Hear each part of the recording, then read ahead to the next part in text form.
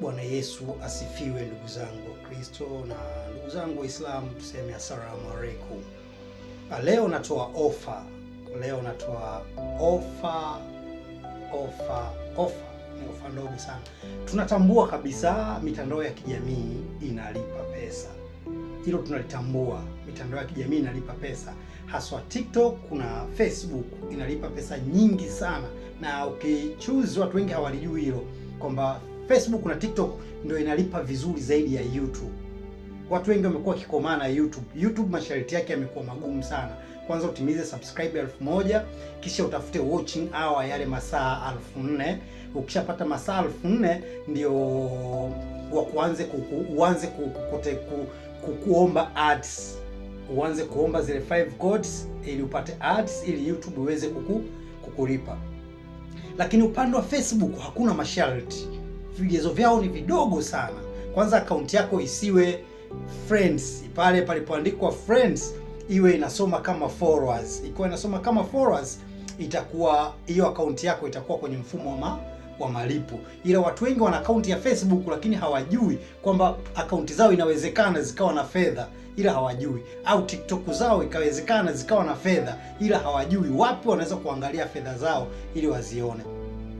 Lakini mimi leo ofa yangu nakupa ofa ya kukufanyia content. Ili TikTok au Facebook iweze kukulipa pesa au YouTube iweze kukulipa pesa, lazima uwe na content ambazo unapandisha mara kwa mara kwenye hizo account. Kwa muda wa mwezi unaweza kukuta pale una $5, $10 mpaka $200. Kuna watu wanatoa mpaka $10,000. Watu wanatoa. Leo watu wamekuwa matajiri, wana nyumba za kisasa. Leo watu wanasafiri nchi yoyote. Leo watu wamekuwa na jeuri kwa sababu ya mitandao hii mitatu: YouTube, TikTok na Facebook. Leo nalalamika sina ajira, sina kazi, hali ngumu. Kumbe simu yako ya mkononi inaweza kufanya kuwa ajira. Sasa mimi ofa yangu nakusaidiaje? Mimi leo nakupa ofa ya kutengenezea content 30 kwa gharama kidogo sana.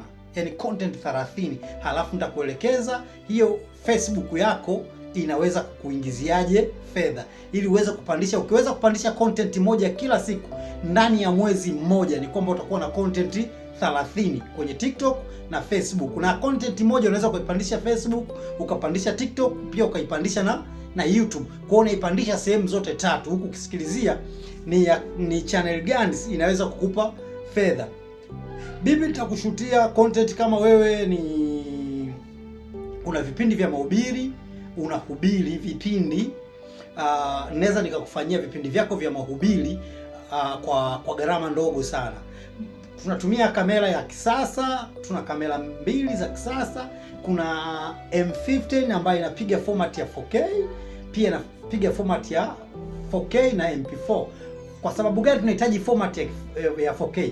Kama wewe una mahubiri, unafanya vipindi vya mahubiri, vipindi vyako unaweza kuviuza kwenye channel kubwa ya Netflix. Pia unachukua vipindi mbalimbali, ni channel kubwa ya kidunia. Kule wanachukua format za 4K, hawachukui MP4. Lakini kama vipindi vyako unahitaji kupandisha tu kwenye TikTok, Facebook au YouTube, tutapiga format ya MP4 kwa ajili hizo channel za kawaida. Lakini kama unafanya mahubiri, unafanya vipindi vile vya mahubiri ama kusoma Biblia ama kueleza chochote kile ambacho kinahusu mahubiri, ama unataka kutengenezea content 30, pia tunaweza kutengenezea content 30 ambazo ukawa unapandisha kila siku content moja. Ni kwamba kwa mwezi una content zako 30. Ukienda nazo hivyo ndani ya mwaka mmoja, kwa hiyo channel yako unaweza kukuta zaidi ya $10,000. Yaani hiyo ni uhakika.